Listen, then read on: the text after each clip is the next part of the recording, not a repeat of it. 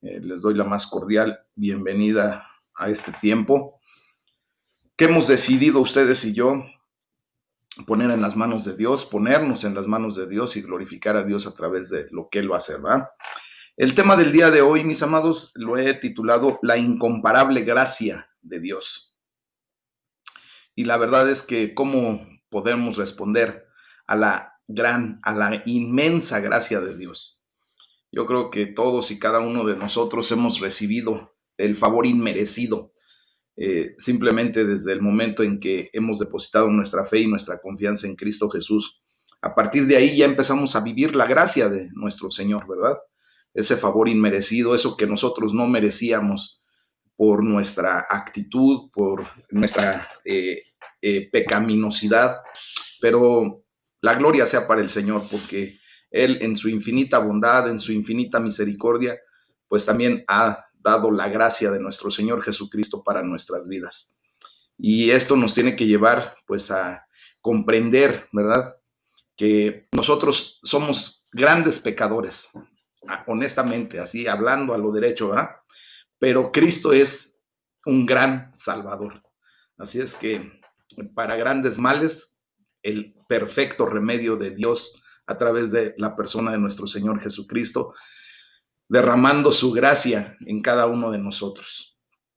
Y lo que tenemos que entender es que Dios es un Dios de gracia y es para nosotros. Es una bendición lo que ahora ustedes y yo podemos vivir y tener en el nombre de Jesús. ¿Y cómo podemos agradecer y alabar al Dios de la gracia? Pues vamos a ver el Salmo 134 del versículo 1 al 3, y allí la palabra de Dios nos muestra, ¿verdad?, cómo nos exhorta para estar constantemente agradeciendo y alabando el nombre de Dios por su infinita gracia. Dice la palabra de Dios: miren, bendigan a Jehová, ustedes todos los siervos de Jehová, los que en la casa de Jehová están por las noches, alcen sus manos al santuario y bendigan a Jehová. Desde Sión te bendiga Jehová, el cual ha hecho los cielos y la tierra. Amén. Es una palabra, es un salmo muy corto, mis amados, pero con mucha profundidad, con una idea muy clara de que debemos alabar y agradecer al Dios de la gracia, ¿verdad? Miren, como les decía, la gracia es un regalo y es la respuesta que debemos tener hacia un regalo. ¿Cuál sería? Ustedes, cuando han recibido un obsequio, un presente, ¿qué es lo que normalmente, educadamente y con una idea clara de saber qué es lo que se tiene que hacer en consecuencia después de recibir un regalo, que es agradecer, ¿verdad? La respuesta apropiada a un regalo recibido, pues es dar gracias, pues el Señor nos ha dado la gracia y ese es un regalo inmerecido completamente, pero por su pura misericordia Él nos los ha dado, ¿no? Nosotros lo único que tuvimos que hacer fue tener fe en Jesucristo, y eso trajo bendición para nuestras vidas. Ahora, la alabanza, quiero decirles que es la forma suprema de acción de gracias. Cuando nosotros levantamos el nombre de Dios, lo exaltamos, lo bendecimos a través de la alabanza, cuando de nuestros labios salen cánticos de alabanza, de júbilo, de gloria hacia nuestro Dios, pues ahí está una actitud correcta de gratitud. Por lo tanto, mis amados hermanos, la alabanza y la adoración pues son la respuesta apropiada al Dios de la gracia. Y así nos los dice Él a través de su palabra, ¿ah? El salmista escribe justamente en el versículo 1 y 2, dice: bendigan al Señor todos ustedes sus siervos. Ahora, yo quiero poner en claro quiénes somos siervos de Dios. No somos nada más aquellas personas que de alguna o de otra manera estamos ejerciendo un ministerio dentro de la organización de la iglesia.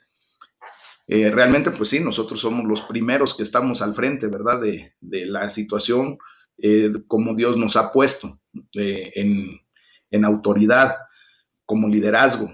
Pero a final de cuentas, Todos los que hemos creído en Jesucristo, venimos a ser siervos de Jesucristo, por amor. Ahora ustedes y yo nos hemos convertido en esclavos de Dios por amor. Esa esclavitud correcta, esa esclavitud que nos lleva a bendición y vida eterna, ¿verdad?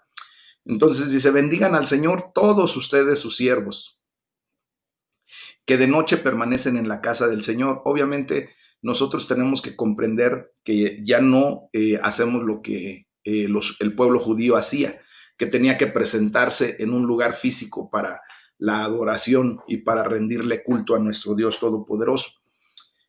A partir de que nuestro Señor Jesús de alguna manera inicia su iglesia, ¿verdad? Pues es ahora en el derramar del Espíritu Santo que nosotros somos el templo viviente de Dios. Por lo tanto, pues nosotros permanecemos día y noche en la casa del Señor. ¿Se acuerdan que ya el otro día di el tema acerca de dónde podemos encontrar a Dios? Y pues es aquí en nuestro corazón. Dice, eleven sus manos hacia el santuario y bendigan al Señor. Es lo que tenemos que hacer, dándole gracias a Dios por ser Él el Dios de toda gracia, por ser Él el que nos ha dado sin merecer ese favor, ese regalo que es la gracia de nuestro Señor Jesucristo, que ahora nos da el derecho de la salvación y vida eterna. Debemos agradecerle, así como dice el salmista, ¿verdad? En el versículo 3, al Señor que hizo los cielos y la tierra, y que Él nos bendiga para siempre. Amén. Entonces, esto nos lleva a tener una conducta correcta cuando recibimos un regalo de parte de alguien importante. Y pues déjenme decirles que el regalo más importante que hemos recibido es de un ser, del ser más importante de toda la existencia, de todo el universo, de todo lo que existe, ¿verdad? Hemos recibido el regalo del Rey de Reyes, del Señor de Señores. Y tenemos que ser humildes ante el Dios de toda gracia. Para ello, les voy a invitar a que leamos el pasaje de la primera carta de Pedro, del capítulo 5, del versículo 1 al 14. Este es el final de esta carta y aquí nos llama a humildad. Y primeramente, pues se dirige a los ancianos, a los directivos propiamente de las iglesias locales. Dice la palabra de Dios: ruego a los ancianos que están entre ustedes, yo anciano también con ellos, y testigo de los padecimientos de Cristo, que soy también participante de la gloria que será revelada. Apacienten la grey de Dios que está entre ustedes, cuidando de ella no por fuerza, sino voluntariamente, no por ganancia deshonesta, sino con ánimo pronto, no como teniendo señorío sobre los que están a su cuidado, sino siendo ejemplos de la grey. Y cuando aparezca el príncipe de los pastores, ustedes recibirán la corona incorruptible de gloria. Igualmente, jóvenes, estén sujetos a los ancianos y todos sumisos unos a otros. Revístanse de humildad, porque Dios resiste a los soberbios y da gracia a los humildes. Humíllense, pues, bajo la poderosa mano de Dios, para que Él los exalte cuando sea tiempo, echando toda su ansiedad sobre Él, porque Él tiene cuidado de ustedes. Sean sobrios y velen, porque su adversario el diablo, como león rugiente, anda alrededor buscando a quien devorar, al cual resistan firmes en la fe, sabiendo que los mismos padecimientos se van cumpliendo en sus hermanos en todo el mundo. Mas el Dios de toda gracia, que nos llamó a su gloria eterna en Jesucristo, después que hayan padecido un poco de tiempo, Él mismo los perfeccione, afirme, fortalezca y establezca. A Él sea la gloria y el imperio por los siglos de los siglos. Amén. Por conducto de Silvano, a quien tengo por hermano fiel, les he escrito brevemente, amonestándonos y testificando que esta es la verdadera gracia de Dios, en la cual están la iglesia que está en Babilonia, elegida juntamente con ustedes, y Marcos, mi hijo, los saludan. Salúdense unos a otros con beso de amor, con ósculo de amor, dice. La paz sea con todos ustedes, los que están en Jesucristo. Amén.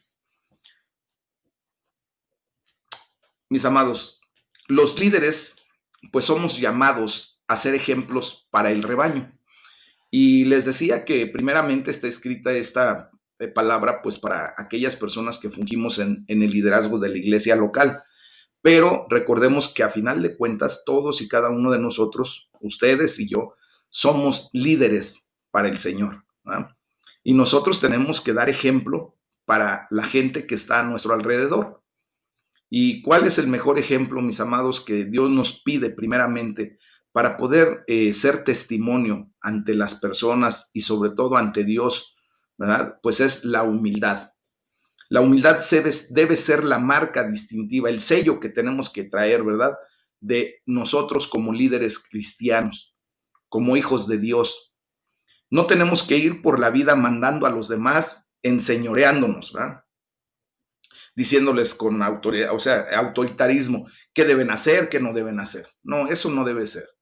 Dice la palabra de Dios en el versículo 3, no sean tiranos con los que están a su cuidado. Nosotros tenemos que ser amorosos, pacientes, comprensivos, ¿verdad?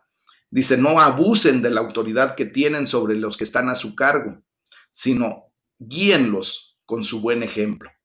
Mis amados, yo les puedo mostrar que también ustedes son líderes desde el punto de vista de que pueden ser padres, pueden ser compañeros de trabajo en donde tengan una cierta responsabilidad y obviamente liderazgo, pueden ser hijos que también tienen liderazgo sobre hasta sus padres en un momento dado, cuando estos de alguna manera no tienen el conocimiento pleno de la palabra de Dios, ¿verdad? Y sobre esa condición, pues somos líderes. Y ustedes y yo, pues tendremos que venir a la condición de no abusar, ¿verdad? De la autoridad que tenemos sobre las personas a las que Dios ha puesto bajo nuestro cargo, sino debemos aprender a guiarlos con un buen ejemplo. Los líderes de la iglesia, por ejemplo, somos llamados a ser pastores, ¿verdad? Todos tenemos que pastorear. Y bueno, nosotros, pues honestamente, debemos oler a oveja. ¿Qué quiere decir eso? Pues que tenemos que estar en contacto constante con nuestras ovejas, ¿verdad? Con las personas a las que Dios ha puesto bajo nuestro cuidado.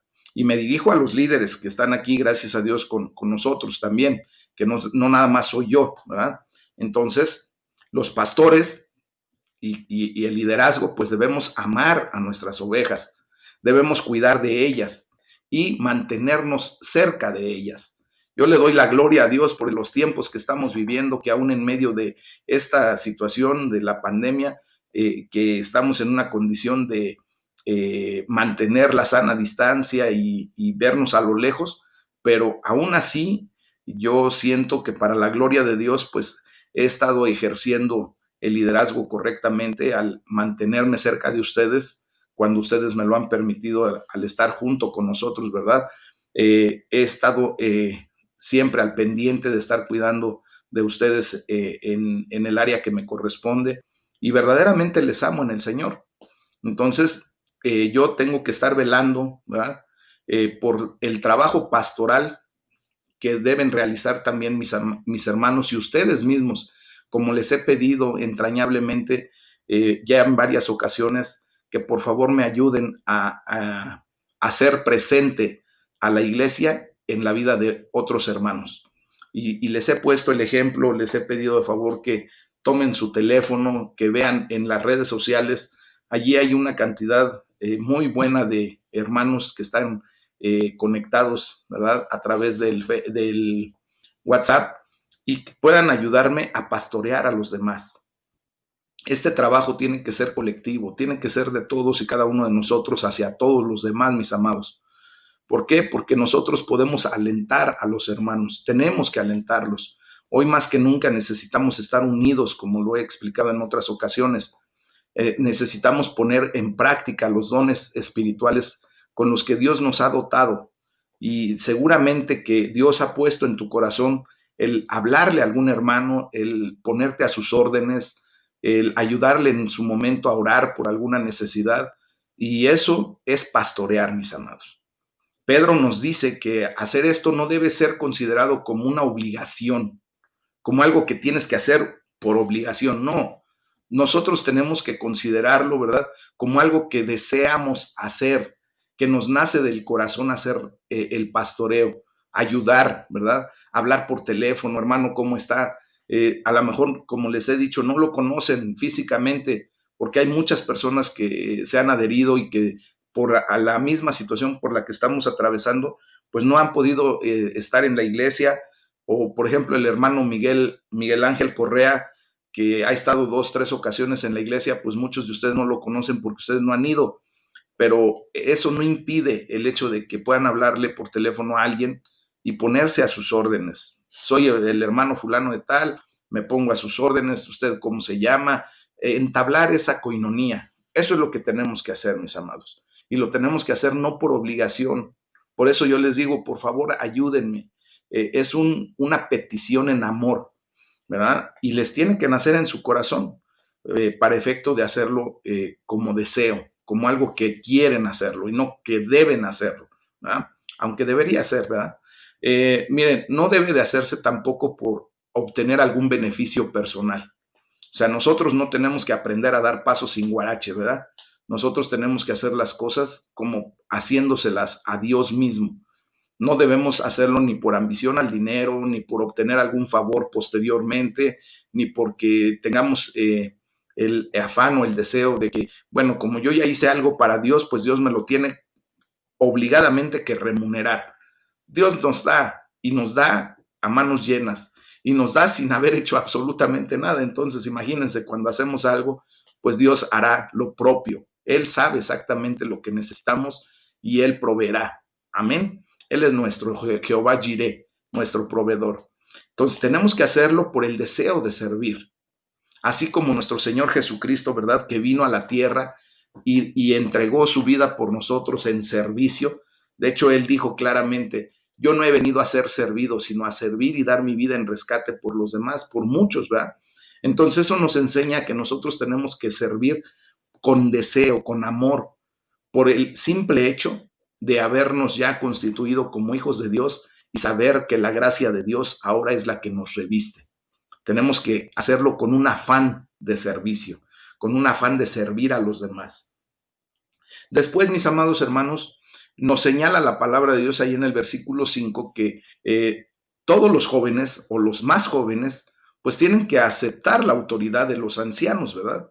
Dios para eso constituye un estilo de gobierno dentro de la iglesia en donde pone a un líder, obviamente nuestra cabeza de la iglesia es nuestro Señor Jesucristo, pero después pues vendrán los pastores, los ancianos, los diáconos, y todo el liderazgo que se despliega dentro de una organización, dentro de la iglesia, ¿verdad? Pues, como les digo, esos líderes tienen que enseñarle a los jóvenes, tenemos que enseñarle a los jóvenes y sobre todo a los jóvenes espirituales, porque mucha gente, obvio, llega a los pies de Cristo siendo ya adultos, grandes, mayores de edad, y pues muchas ocasiones su líder es un jovencito, pero aún esas personas mayores de edad tienen que aceptar la autoridad que Dios les impone a través de los jóvenes que son llamados a liderazgo dentro de la iglesia.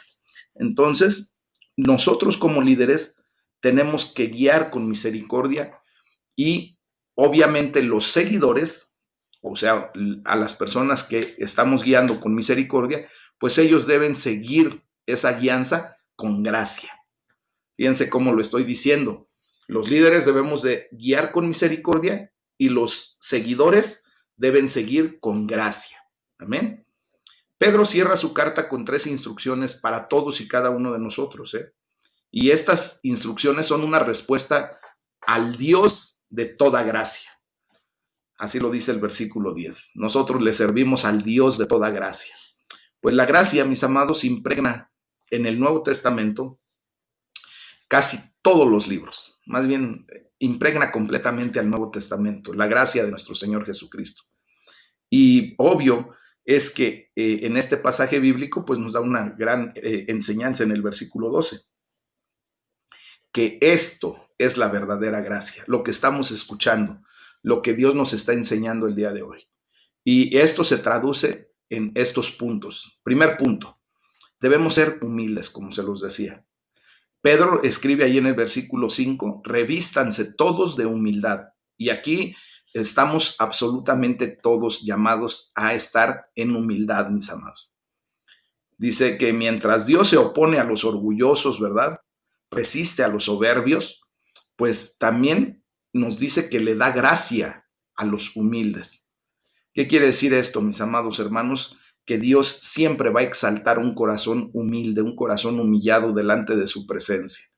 La humildad es una elección, no es un sentimiento, no es otra cosa, simplemente es que tú decides o eliges ser humilde o no ser humilde. Es algo que se te pide hacer por ti mismo, o sea, que nazca de tu corazón. Dice, humíllense. O sea, es para que ustedes y yo tengamos esa voluntad de humillarnos delante del Rey.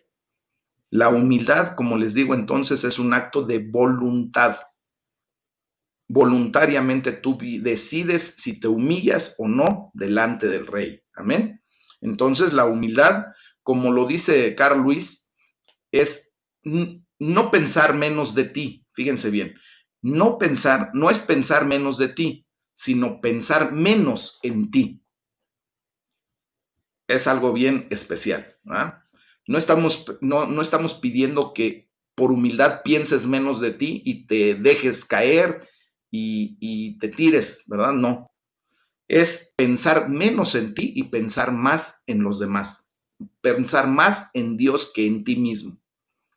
Miren, hay un fuerte vínculo entre la humildad y la gracia.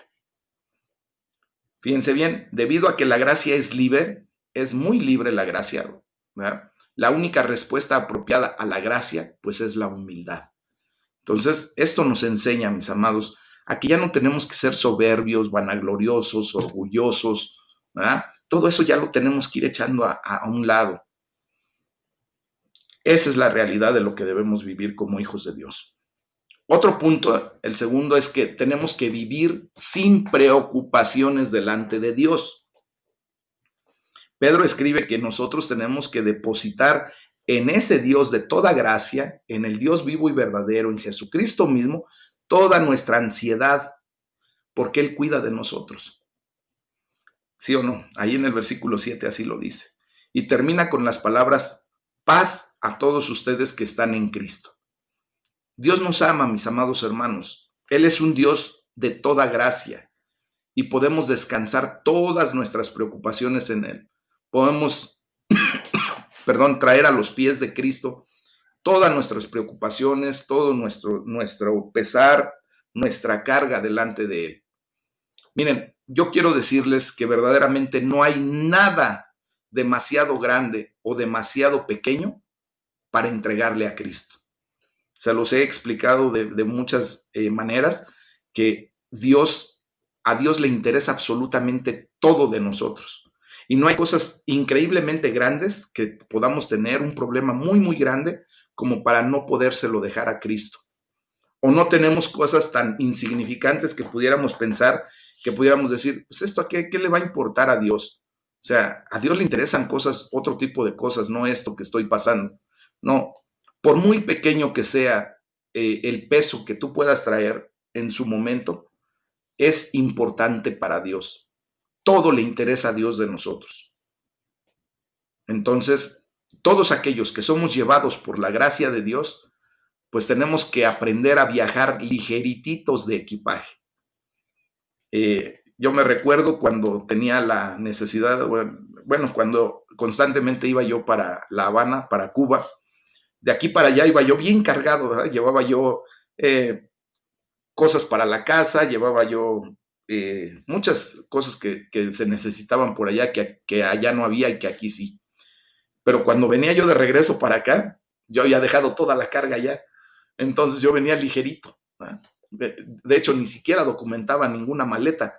Venía yo ligeritito. Y qué rico se siente cuando tú, después de un viaje, ¿verdad? Por largo o corto que sea, no tienes la necesidad de ir cargando equipaje, maletas. Tienes el punto de andar libre y te mueves bien, te mueves rápido y no te impide absolutamente nada. Bueno, mis amados hermanos, quiero decirles que en el Señor nosotros tenemos que aprender a viajar ligeros de carga. para que podamos movernos con facilidad, para que verdaderamente gocemos de la gracia y del amor de Dios y que no nuestras preocupaciones, nuestras penas, nuestra carga nos impidan siquiera movernos. ¿Verdad? Entonces, esto nos lleva a estar en paz y estar en paz es la evidencia de que nos hemos humillado ante Dios y de que confiamos en Él para que Él lleve nuestra carga, nuestro peso, nuestra angustia, nuestra necesidad y nosotros hacerlo solamente lo que debemos hacer. Amén. Eso es lo que de verdad tenemos ya que vivir como hijos de Dios, mis hermanos. Tenemos también otro punto que mantenernos alerta. La palabra de Dios nos enseña a que debemos estar alerta en todo momento. Dice ahí el versículo 8, lo voy a leer en otra traducción. Dice, estén alerta, el diablo anda al acecho y no le gustaría nada más o nada mejor que sorprenderlos durmiéndose en sus laureles. ¿Cómo la ven? Esa traducción me gustó. La hemos leído en la traducción original y dice pues que debemos estar alertas. Voy a volver a leerlos para ustedes el versículo 8. Dice, sean sobrios y velen, porque vuestro adversario, el diablo, como león rugiente, anda alrededor buscando a quien devorar. ¿Ah? Entonces, en esta traducción, pues nos dice que debemos estar alertas.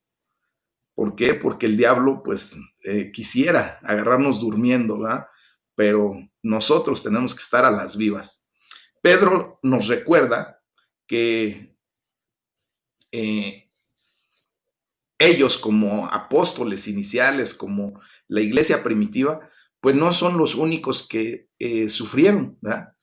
Que pasaron penurias por el nombre de Dios.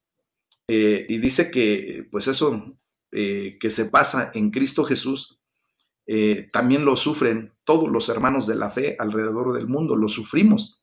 Y verdaderamente pasamos por penurias, ¿verdad? En alguna situación, pero dice la palabra de Dios ahí mismo que esto no durará mucho tiempo.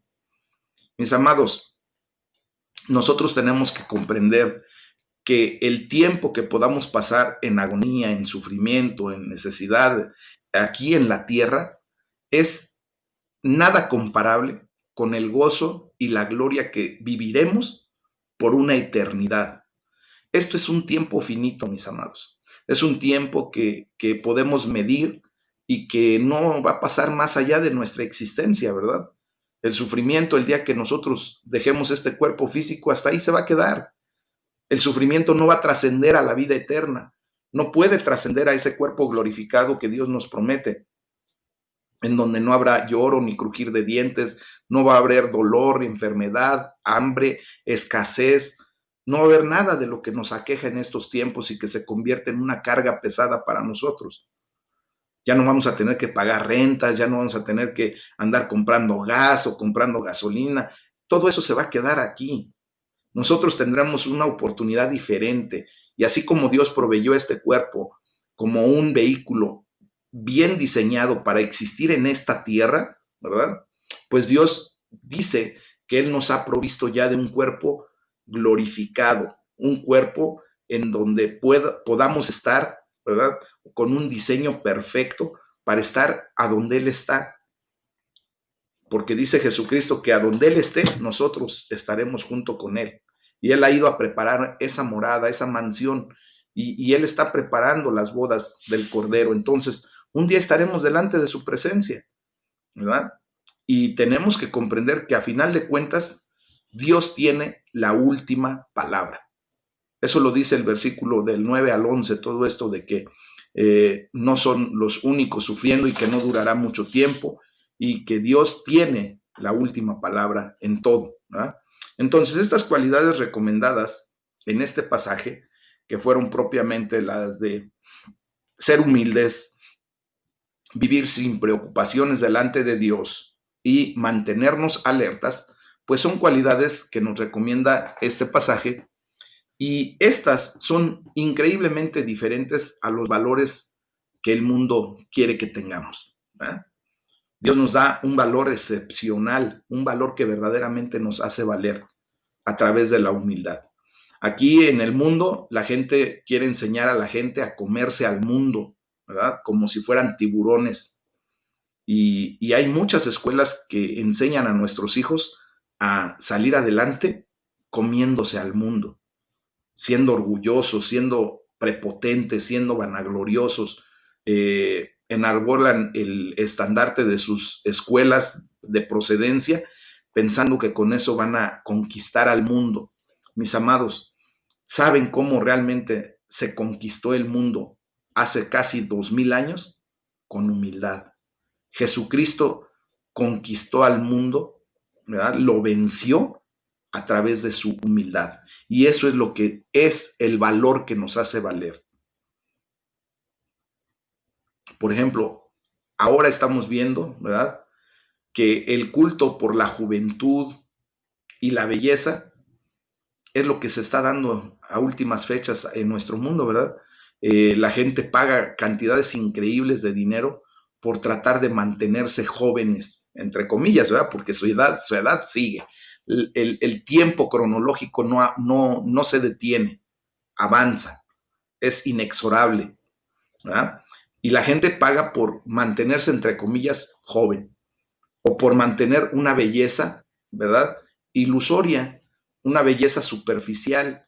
Entonces, todo esto, la palabra de Dios nos lo sustituye por un énfasis en valorar y someternos en humildad a los ancianos, a la gente que está entendida de la palabra de Dios, porque eso trae belleza interna, trae la belleza que verdaderamente vale la pena vivir, ¿verdad? Y además, quiero declararles que la misma palabra de Dios nos enseña que a la verdad el cuerpo humano, el cuerpo físico, día con día se va deteriorando. Aun cuando le pongan cremas, le pongan operaciones, todo esto un día se va a acabar, se está deteriorando, vamos en declive. Desde el día en que nacimos empezamos a ir en declive. Dice, pero el hombre interior se va fortaleciendo cada día más.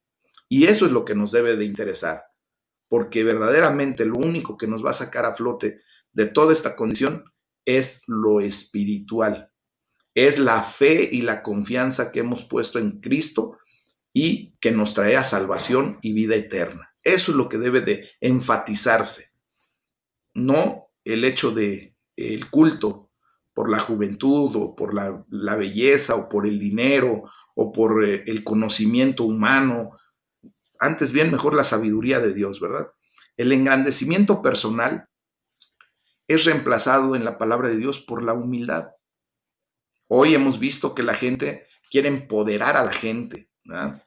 De alguna manera quieren que la filosofía humana se sobreponga y que la gente esté pensando siempre en ese engrandecimiento. Pero la Biblia nos enseña todo lo contrario. Recuerden que Jesucristo vino a ser contracorriente, ¿verdad? Cuando la gente pensaba que se iba a levantar en armas, todo lo contrario, simplemente él decidió poner su mejilla. Y muchas de esos ejemplos los hemos estudiado. Entonces, la ayuda de Dios es una promesa para lidiar con las luchas del estrés y la preocupación.